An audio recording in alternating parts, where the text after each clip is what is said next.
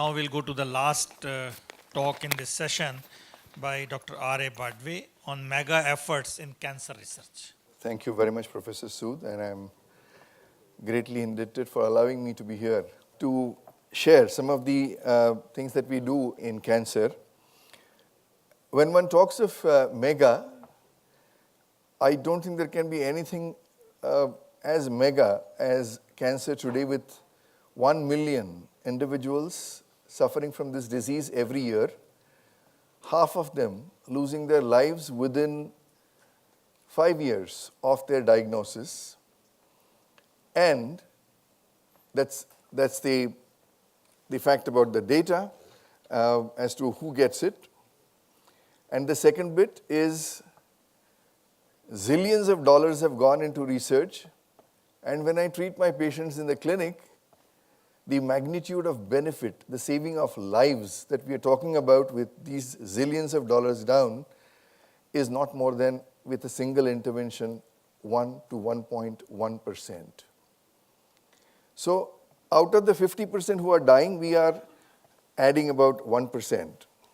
So mega on one form, mega in investment, and benefit-wise this much. On this pessimistic note, I begin to get rid of that note. So I'm going to look at 3 different aspects. Small data from huge numbers. That's where what I mentioned just now came from, that we have million cancer patients. We have about 15% of individuals losing their lives in prime of their life. When I say prime of their life, I'm looking at age 25 to 65. I've just added those last 5 because by the time I knew I would come for such a talk, I would cross 60. So 35 to 65, this paper got published in Lancet, giving us the details of, for the first time, what's the number that is dying of cancer in India. And that came from Tata Memorial Hospital. So small bit of data coming about incidence and mortality, only 2 endpoints. How many get it? How many lose their lives? From huge numbers. Presently, the registries that give us data cover not more than 6% of the population. 1.25 billion, we cover only 6%, and we extrapolate that to the rest of the 1.25 billion. The second bit, the act of observation, which has changed lots of things in the earlier things that we heard from physics. How has it changed in medicine? And some mega data from modest numbers. I would love to say mega data from mega numbers, but the amount of money that is required doesn't allow us to do that.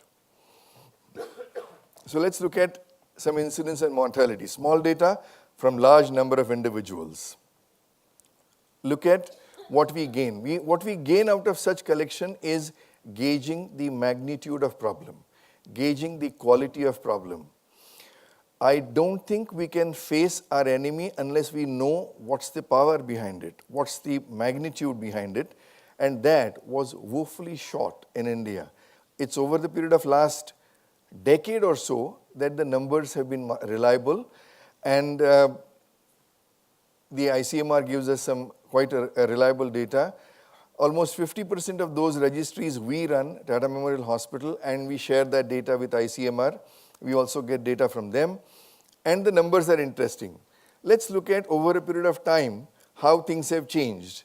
And that's a paper that got published earlier, about 3 years ago, and has a major impact from this slide.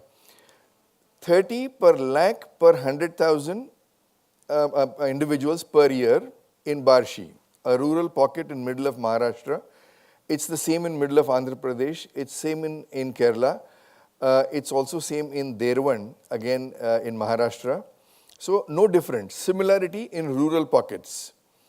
The same number 50 kilometers away, semi-urban Barshi, a textile town which has now evolved in the last 2 decades, and the numbers there are 15 per 100,000. Half, 50 kilometers away. We're looking at million population here, 500,000 population there, 50% reduction. From there, I travel 350 kilometers. I come to Mumbai. The numbers are 8. per 100,000. 25 years ago, Mumbai clocked 28 per 100,000. We now stand at 8. What a remarkable improvement. Cervical cancer in United States is 7 per 100,000. How different are we from them? Now, looking at this, the hypothesis was that if I have a municipal corporation or a body that will give running water in my houses, I have the privacy of my bathroom, the men in this society can keep good genital hygiene. Does that reduce cervical cancer? If that hypothesis I were to look at, we looked at Muslims in Barshi, Muslims in semi-urban Barshi, Muslims in Miraj, Muslims in Pune, Muslims in Mumbai, Muslims across the country, and the incidence of cervical cancer in them is 5 per 100,000. We then wrote to the Middle Eastern countries, what's the incidence in those countries? Not all of them have registries there, but those who have an incidence which is 4 per 100,000. Circumcision, allowing naturally genital hygiene to be maintained. The virus that can probably be transmitted sexually doesn't build up to the level that can build up under the prepuce of a man to be deposited in a woman to get cervical cancer over a period of time. Do we then need vaccine? Do we need to spend taxpayers' money of $100 3 times and then not be sure whether the cervical cancer will reduce, because there is no evidence that invasive cancer goes down with vaccine. Pre-invasive cancer might reduce. That's the evidence that we have. But we are into it. The government doesn't, we have forcibly said, vociferously acted against it to save money. Why can't we have Swachh Bharat? A simple movement which can allow lots of infection-related cancers to go down. Thought to ponder over. So, if you look at, did I miss out or no? I didn't. So, if you look at these cancers, the total number of cancers in cities are about 100 per 100,000. The same numbers in rural India is about 40 per 100,000, and the same number in United States is 300 per 100,000. So, urbanization adding to cancer in some other cancers, whereas it is reducing. We are about 1/6, 1/7 of what United States have as far as Barshi is concerned. And that, to the extent, say for example, breast cancer, 8 per 100,000 in Barshi and 120 per 100,000 in United States. Bill Melinda Gates Foundation pumps in about $1.5 million in Barshi to find out what can they export from there to United States to reduce, to stem breast cancer in that country. What's good? Cancer is less and 70% of them is preventable. 40% related to tobacco. Again, 2 major studies, one from Karnataka, one from Maharashtra, showing direct correlation with oral cancer as well as lung cancer is well known globally, but oral cancer and use of cancer, and 7 other cancers in India correlating with tobacco use, areca nut use, supari use. 40% of them. Imagine we are already 1/6. 40% of that 1/6 will get wiped off if we were not to have tobacco. 15% of urban population, semi-urban population, obesity-related cancer. Again, something that I'm not going to deal with. There are many other things that can be done. And 15% infection. Infection-related cancers are hurtling down at a very breakneck speed, reducing by plain simple urbanization wherein hygiene is maintained as well as storage of food is improving remarkably. All that adds to the reduction in the infection-related cancer. A lot of these cancers are extremely fatal. Penile cancer, stomach cancer, all of them extremely fatal. Nasopharynx is unique. How did we know? Again from registries. Uniquely in Northeast. And a lot of it is because of this smoked food. Not because of smoked food, but smoked food improperly stored. If you visit any of the northeastern houses, the kitchens will have on the roof of the kitchen, the ceiling of the kitchen, they will have a pork being held with threads from the top while the cooking goes on, so that it gets naturally smoked. For how long, we don't know. What's the condition of that meat, we don't know. But it's consumed very, as a delicacy in that region. And nasopharyngeal cancer, which is not seen any other part of the country, is rampant in that region. We have also identified because of this a unique problem, gallbladder cancer, only along the Gangetic belt, along the Brahmaputra river, and extremely fatal. 5-year survival of those who get it is under 2%. We have one of the largest cohort studies. Nowhere else this cancer exists except in Chile. In Chile, it is there, again, along the river, the central part of the long country that it is. The central part where the river is, along the river, this disease people get afflicted with it. We have found some correlations. We are working on it. Not just correlation from the environment point of view, we have also found a large genome-wide analysis of 1,300 patients wherein we found some carrier protein abnormality in this population which predisposes. So there is something being carried appropriately or inappropriately by this carrier gene.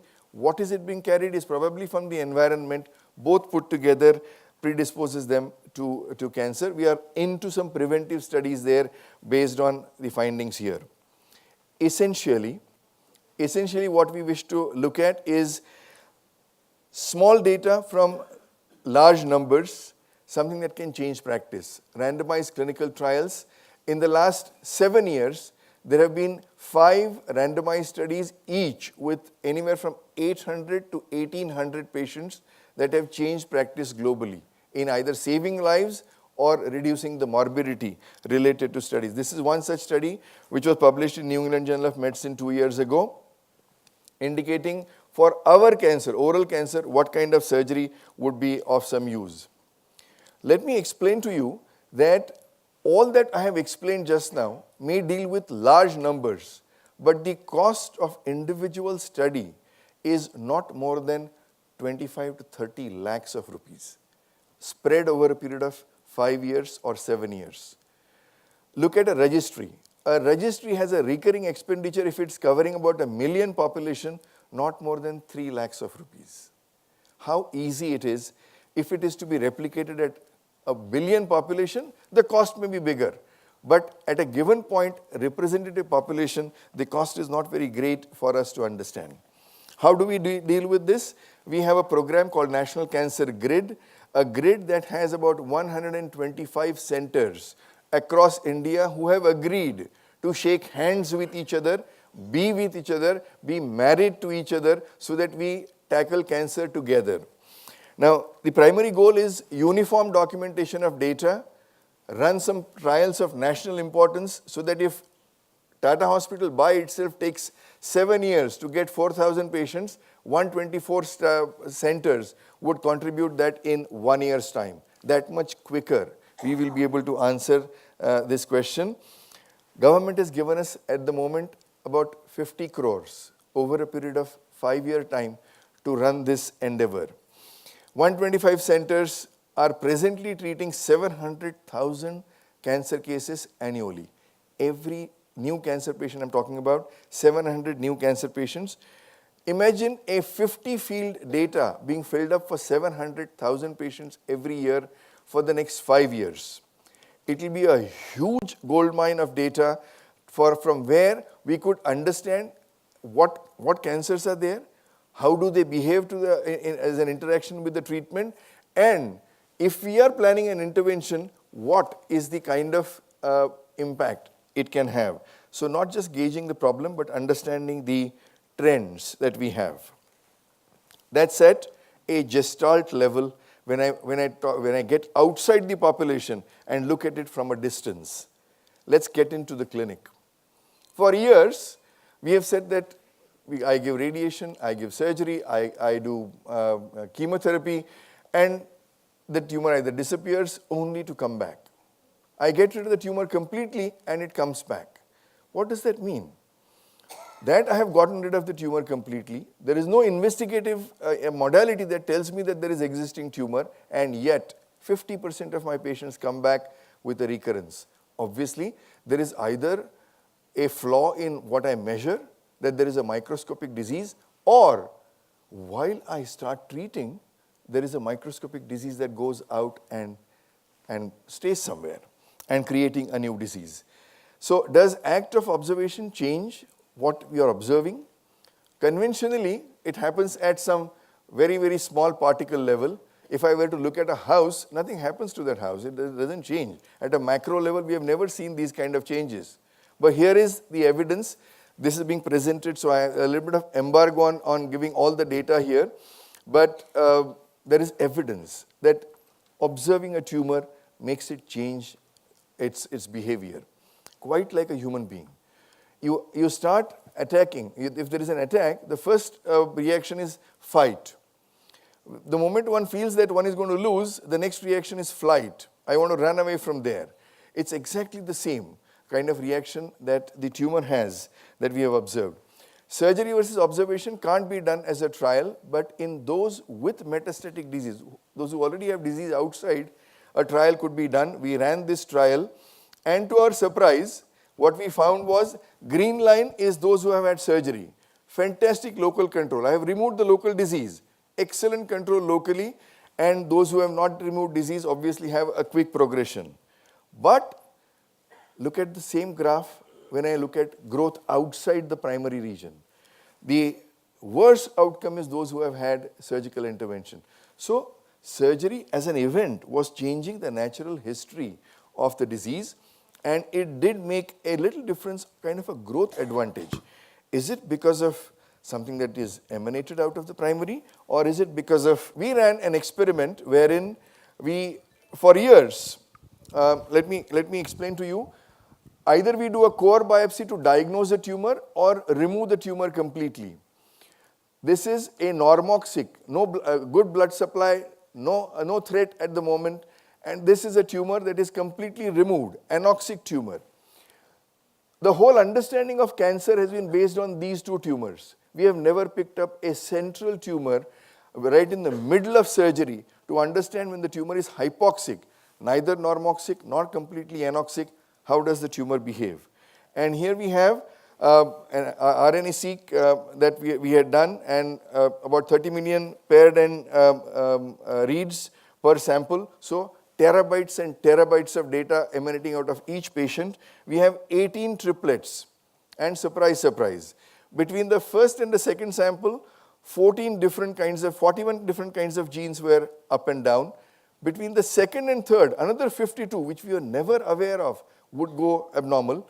And between the first and the last, there was hardly any change. The tumor had actually come back to its original state, deciding that it's a lost cause. So, no threat, little bit of threat, huge amount of genetic changes within seconds. I'm talking about 15 minutes of delay, and the tumor shows what? All but 6 or 7 pathways that in fact give an attire to disseminate, to produce a metastatic tumor. So the tumor is almost a live organism. If you try and tackle it, it is likely to spread at other places. So we are doing studies, 1,500 patients, 2,000 patients, 3,000 patients, to see if we can get rid of these tumors without getting them to an energy to go out somewhere. I'll summarize that the primary problem is to understand, to gauge the problem and its interaction with intervention at population-based registries and cohorts. Testing cost-effective, low-cost intervention. If you look at what was being tested, is something that would cost not more than under 100 rupees. And these randomized trials would give us some kind of an understanding.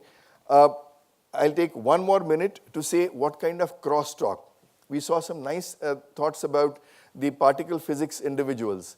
We're looking at, in collaboration with CERN, a kind of a radiotherapy equipment, not yet available world over, something that can give me, accelerate a hadron, either a proton or a carbon or oxygen or a lithium, any of these, accelerated between 250 to 450 MeV, carried through a vacuum, so a carrier system, and then got onto a gantry wherein there is a focused area, a collimated beam of such a particle can hit the tumor appropriately and reside itself inside the tumor without an exit beam. An exit beam that can also dissipate energy and produce a second cancer which is never curable, increasing the cure rates in general. So some kind of a crosstalk with various labs, and finally, I might do whatever I want. bettering the cure rates, devising greater treatments, but access to care is a major problem in India. And today, as we talk, the Prime Minister's office has granted upwards of about 2,000 crores to create multiple centers across India that will give the same standard of care. So finally, I might do anything that I want, but for it to be delivered and delivered appropriately with some kind of QA/QC is what is most important in delivering cancer care and saving lives. Thank you very much.